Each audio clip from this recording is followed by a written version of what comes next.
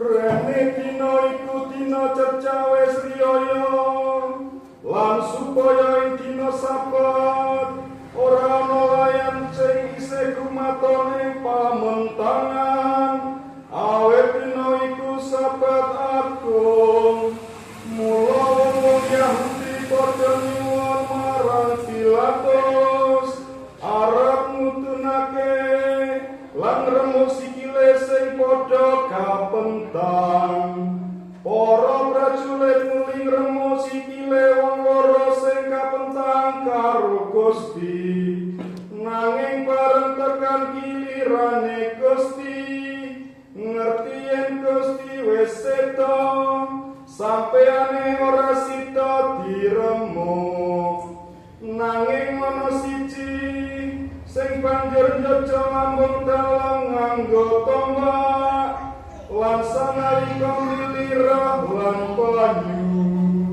lan sing nyipati awet pasersen lan pasersene iku nyata wong mau ngerti yen kandhane mula sabenere supaya kowe padha ngandela awet kabeh kalakone supaya kaleksanan ning kitab ora ana tosan dalem kang karemu lan ing kitab liya disebutake bakal nyawang kang cinuja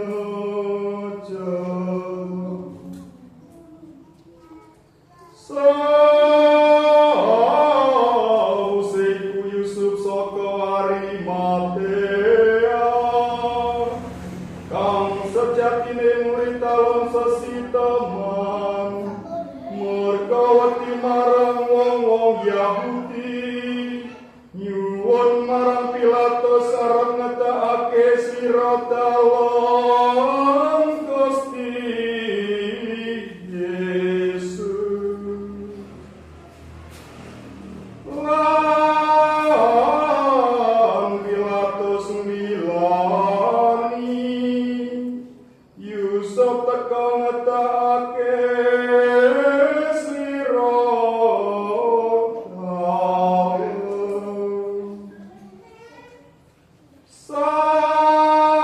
samono uga Nikodemus sing tau sowan Gusti bengi-bengi ya teka nggawa tendang mur dicampuri godhong tegari watara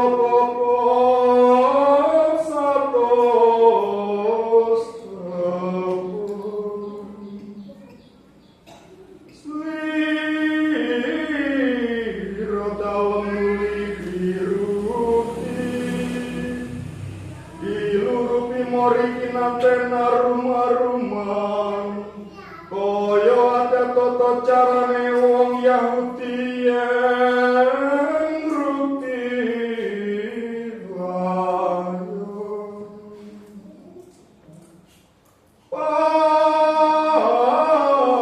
pun kang lumentang Gusti kono tamane laning taman mawono pasarean anyar sing durung tau dienggo